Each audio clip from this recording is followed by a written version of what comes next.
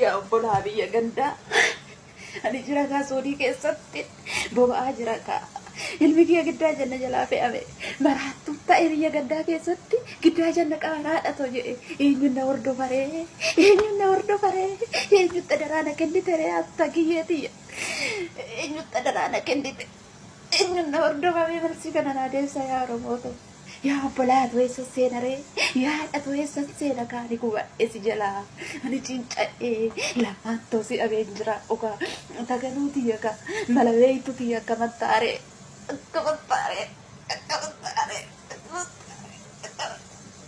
ay maroti ya kararin tay nanam ni dalalta wayo bari ma ko na ciccite or mi sig gaggefate ani on gaggefane kamantare me bari sig kana na di sam de na sinipta ani je kabera ani bara sabu ko na kubatera uga da gadda keset ugaera ni adara sinipta ya bimitiya apalete tiya takti takal male kiya kallali ayu biya gadda ke saljit to ego wat siya patti taganu malanja naso bakana gumajra jiani na talala kamanjani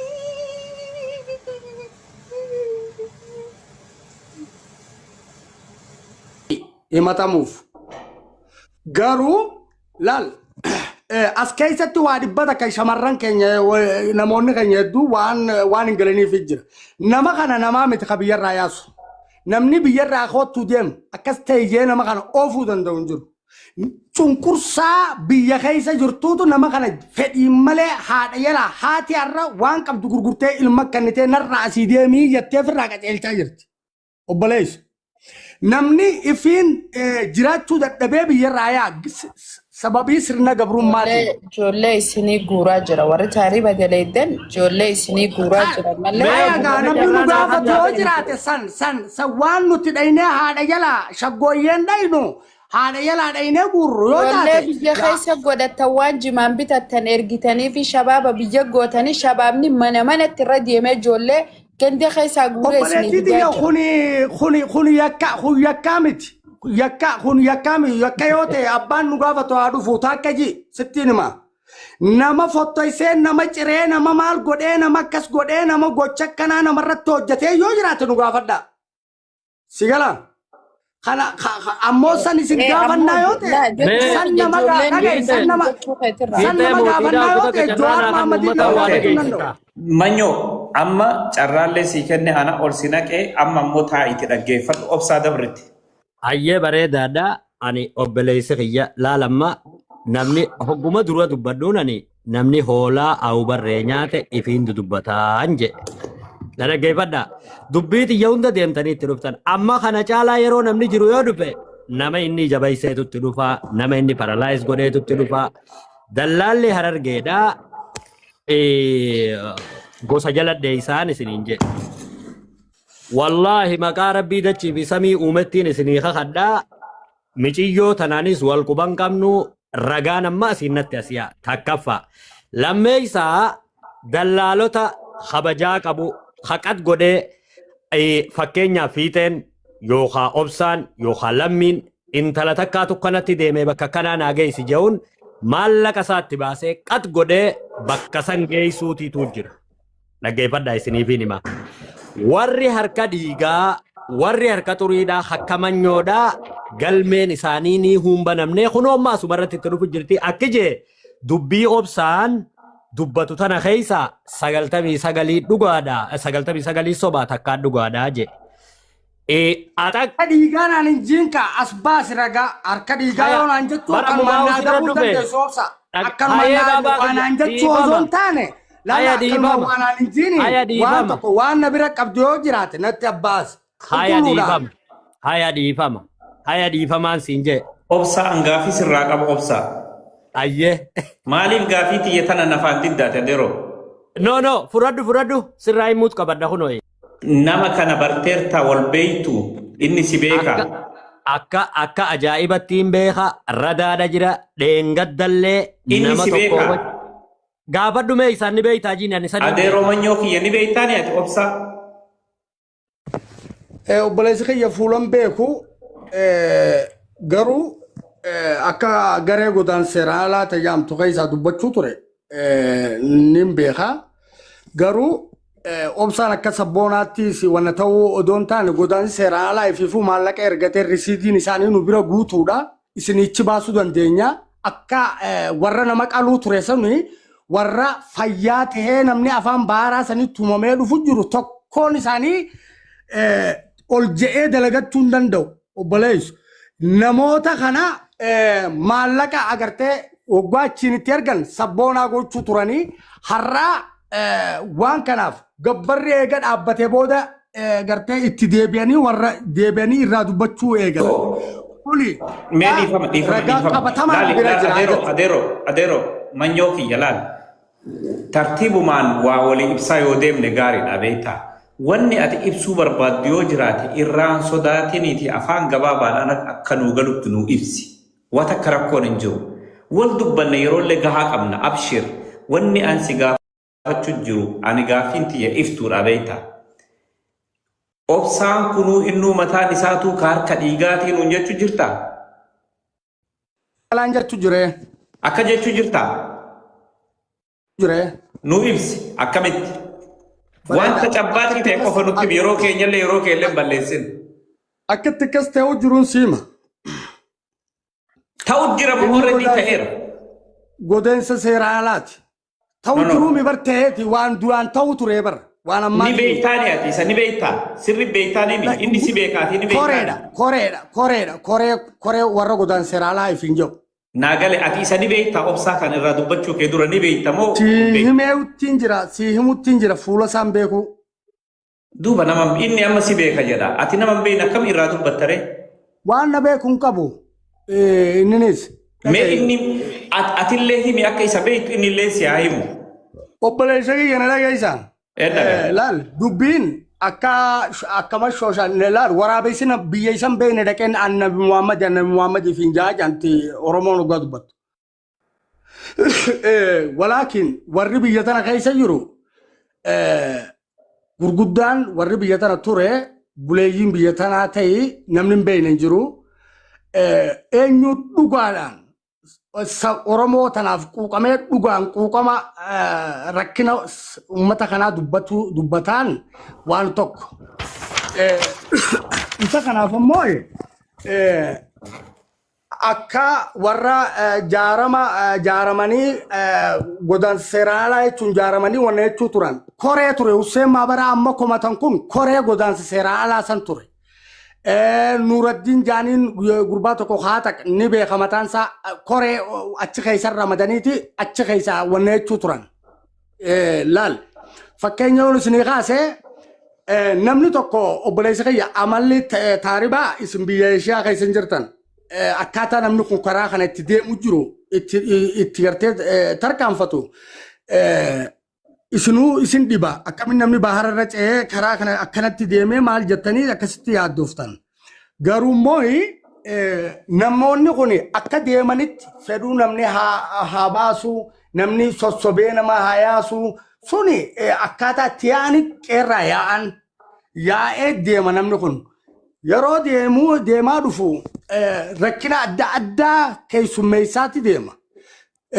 Ammoo rakkina Oromoon irraan geessu furuu keessatti yeroo agartee namni sila dubbatee dhugaadhaan waan jiru namni tokko beeke yoo oppiidiyoo ta'e oppiidiyummaa qofaatu waan waa fudhateetu macaal jaa rakkina Oromoo kan dhageenyu. Asee tanatti wallaahi odoo kakuudhaa'uun ta'in risiidiillee isin erguun danda'a gara keessaatiin waan warra godaan seeraa alaatti ergamu jechuudha. Ati waatti erguu baattu ati ni arrabsamta. Ati yoonii fi gartee waan isaan jaan guutuu baattee isaan daggafaa isaanii yoo ta'uu baattee ni arrabsamta ni xiqqaatta.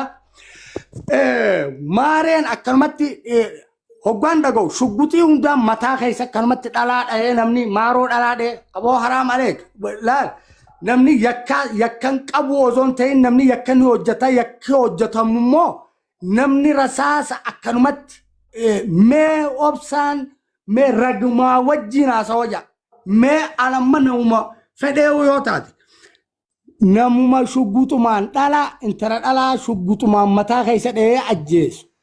Kamaaree hoggitaan as gubbaan maaliin dhagaa? Kafoon maaree qottoodhaan cicciree maaroon naqamfaa jechuun dhagaa. obboleessa kiyya oggutakka Isa amma keessa nama ture obsaa guyyaa takka rabbiyaa wajjin kana. Ani waan san keessarraa nama takka. Kingi. Mee jechuun carraa waan inni dubbatu kanarratti akka dubartii karaa kana dhuftetti yaada tokko nurraa fuudha. Anammoo obsaa kanallee asumarratti hin bare. Maanyoo kanallee asumarratti hin bare. Karaa taaribaa kanaa kanin mataa kiyyaan deeme taraa laman deeme. Tayyib tokkoffaa irratti garas qabi osoo hin jenne namni taariba oofu mataan isaa yakkamaa guddaa. Taakka jee namnummaan taariban oofaa odoon naman dhayini miti intala obboleettii isaa ta wajjin dhalate obboleettii isarraa dhalatte odoon tumin karaa taaribaa fide abadan numan jirre. Taakka jaa ilmoo obboleettii obbolummaani haatee wajjin dhaladde haatee gaafadhu kaja'untu jira. Taakka jee maanyoo ta'ee abbaa fedhe ta'ee namnummaan taariban oofaan qulqullu jiru rabbii lamantaanettiin sii kadha hin jiru. Tokkumatti hin jiru. Lammaffaa har'aa miti waggaa 10 dura gaafa nuti biyyaa yaanu kadhatamneet shawwadamnee biyya Arabaatti mana kiraatii maallaqa lafaa guuratan nuun jedhanii nu fidan. Warra irra ijoollee xixiqqoo waggaa 12 waggaa 13 dhiisi.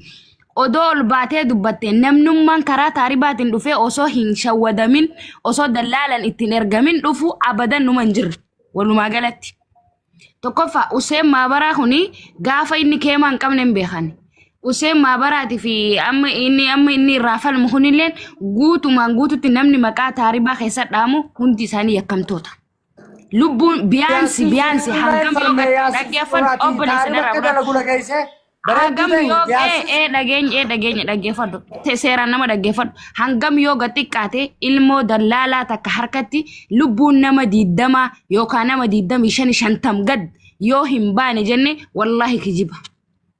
Wallahi lazim kijiba ta ijati yaan argu sittinima nama jechuun dubartii sadii ta dallaalli ajjeese taniin harka kiyyarreen fadhiqee awwaale nan beeka ijoollee gaara mul'ata wanni fakkeenyaaf dallaalotii yeroo sanitti maqaan dhoonne malee warra achi keessa jiru ka ajjeesan ka harka kiyyaan dhiqe nan beeka ka odoo haati takkittiin qabaa abbaa yatiima hin qabu jettuuni osoo mataa keessatu mala ajjeesan meeqa jira sigalee ani qulqulluudha. Firrisha guutakka wanta godhiiti laalama mee Maamad Sultaan Qajuu kanallee ol nu baasaa laal nama biyya tokko maqaa kaasuu illee maqaa kaasifiita laal mee boonota kana mee Hogguta kana gurtanii wayin isiniif zubada Firrisha galatoomaadha laale mootiin FBI waan kana guutu namatti himanii miti hunootiin kunoo taate jee Umar Suleyman artist jana Umar Suleyman hunootiin kunoo taate wanni bosonatti himan Awurooppaan illee baate lubbuun nama kennaan baate jee mitire laali ammaan tana ilma Toofiq yakkamaadhaa ani tolchee bareecheetiin beekaa garuu ammoo ol deebi'ee risiitii laalammakki jee reebuun tana hoggaa dura dhufu Yaasin Suruur irraa himormuudhaa dhufe Yaasin Suruur paabliik dalagaa piraayiveetiin dalagaa sanguyyaa inni dhufeen dubbadda murtii Toofiq mataa isaati natti dhufeeti obsaa keenya ayyakka kana keeysan jiru osoonan sanaa jiru ani yakka kana keeysan jiru joollee bakka kana qabamte sababaa joolleen akkanaa maqaan dawasirratti 25 suudiin irraa qabanii maallaqa sitti erginaa maallaqa ummata sanii kanneenaa noon jeenan maaliif jennaan wanni dallaalaatii fi udaan halkanii bakka sadii si fasaada yookaan si ajeessa udaan halkanii kana hoggaa deemtee rajjattu way udaan irraa najjadheetteeti harkaan tuyta miila si ajeessa kophee harkaan tuyta harka si ajeessa funyaaniin tuyta funyaan si ajeessa bakka sadii si ajeessa jechuu barbaadeeti. Risiitii warra daldalaatiin ol baasaa je waldaa ittisa godhan seeraan alaa fi daldala namaatiin ol baasaa je animmoo mee carraa kannaadhaa fi ol deebi'ee risiitii maqaa obsaa Yuusufiin jiraattu yoo inni takka naa fide dubbiidhaan hin jiru san guutuun kijiba taakka yoo obsaan dallaala dalagaa kajuutaate murtii toofe kammaan tana asirratti lafa seenaa godhate torbaanuma kana keessa eega dubbiin tunkaate maqaa hoggu shammoojaa jijjiirrate warra USA shawwadi warra Suudii jiru shawwadi warra sanaatillee shawwadu dandeessa. Obsaa ammoo obsaa Yusuf yookaan obsaa wasaluudhaan isinumaan naa baase. Wasaluu jechuun dhufan jechuudha. Ana hoggaan agartan nu dhufeettaniiti gurbaa abaaramaan suni ajjeechaati yaa hundara daateessanii qopheessitanii tarabbiin jee malee taatu yaa hayyaa qulaa hod wusti nawjaan meeshaan harree guddoon sunuu garuma keessatti teesseeti hoggaa dalagaa qofa ol baati. Anuu mana murtii ICC koorsis hin dhaabuttiin jira qabeenya keessan tokko tokkoon jala deemu jira yaani haalaatti cannaqu ayizoo wandimmee bartaa ayizoosh galatee jeeti jajjabaadhu. Anaatu ayyama isinii godhee na arrabsaadha. Anaatu wanni godhee ammoo ani jabaadheetiin hadiinni lakkuma dhawanii wanni keessa gaddeema. Kanaafuu haa takkaa isin cinqaminaadha. Hoottu ol bahi akkuma taraa duraa dhiira taate sanitti risiitii takka naffidi ansin arrabsu.